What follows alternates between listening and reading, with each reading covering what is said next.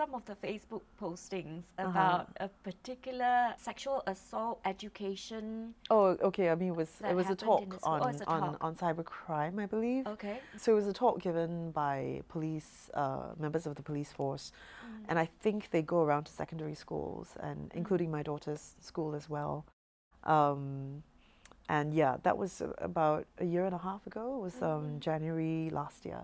So they went to my daughter's school. She was in year 2 at the time, and she came home. She was quite upset, and she said that there had been a talk given by a police officer. The male police officer was warning the girls, you know, please don't, you know, be fooled by people who might contact you online pretending to be who they're not.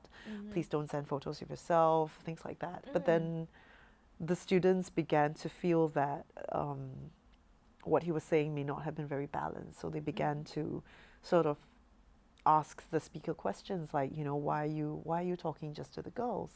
You know, and if you are warning the girls not to do this, not to do that, are you implying that it's their responsibility to avoid becoming victims of crime? You know, surely this is possibly, you know, approaching victim blaming even. What my daughter told me was that her male friend, stood up and said, you know, yeah, why aren't you talking to the boys?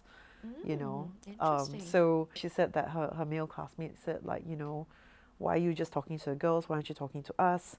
And by your logic, does that mean that you should be telling us, oh, not to grow up to be molesters and rapists, you know? And, you know, so it seemed like there were very, you know, in a sense, I guess, old-fashioned, gender-defined roles assigned here. Quite a few of the students were quite upset, and then myself and another parent, we happened to sort of write Facebook posts about it without naming the school or whatever.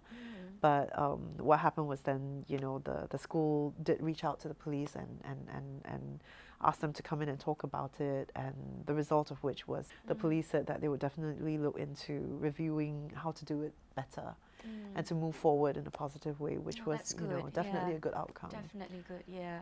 I was glad that that my daughter and her friends were woke enough to I'm the parent of a teenager, I have to learn these terms, right? Of course. We're woke enough to, you know, to stand up and go, hey, there's something not quite right about what you're saying.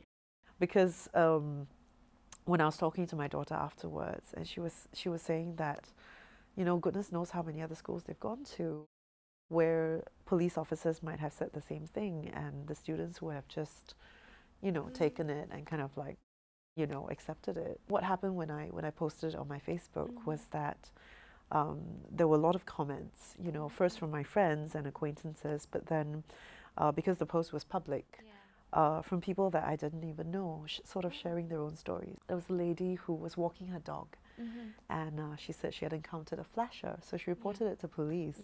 The first comment that she remembered was, oh, yeah, can see why, like, you're very pretty.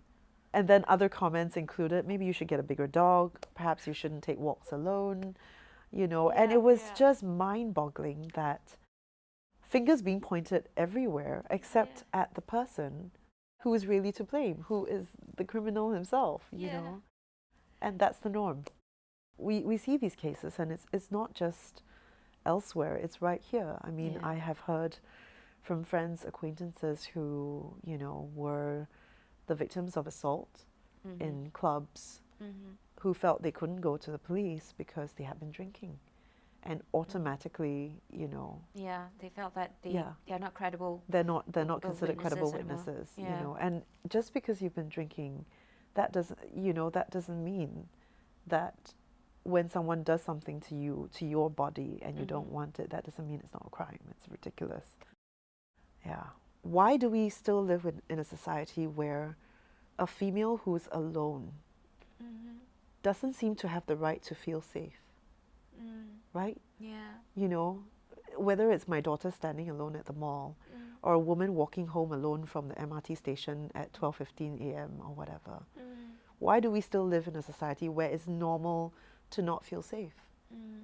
I remember when I was around your daughter's age, I always felt like I had to be, you know, like more gung-ho than anybody else, because I cannot be a weakling, because otherwise I'll be like chewed chewed up and, Exactly. get my bones spat out. Yeah. I just feel like I needed to be more masculine, be louder than the boys, be stronger than the boys, Yes. in order to make it in this world. Yes, exactly. But that's the thing. Why is masculinity associated with strength, and therefore why is femininity associated with weakness? I remember I used to, when I had to walk home late at night, I used to wear like big chunky rings, and I would purposely turn them, like I would wear like rings that were sharp, just so that if someone came at me, I could hit back and do some damage. And of course, when I became a mother, you hope with all your heart that your children get to inherit a world where they don't have to go through that. Yeah. But I don't think things have changed enough yet.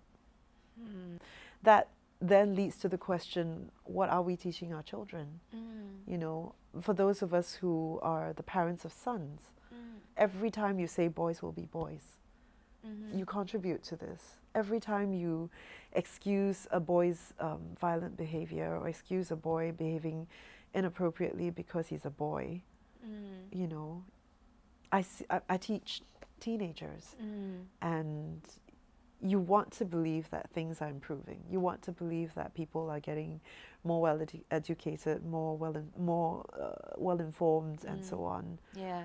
But bizarrely, there's almost a kickback, a reaction sometimes, where it almost seems like boys feel like they have to, in this day and age where girls are suddenly speaking up for themselves and all that sort of thing, and they sort of double down on their alpha maleness and double down on this macho, stuff. So good having you. Give me a... I hope I'm looking at the right place. Up there. We would really love to hear about your experiences and thoughts. Please leave them in the comments below. Subscribe to our channel and also find us on Instagram and Facebook. And more importantly, please share this video with everybody you know. You might actually really help somebody just by doing that.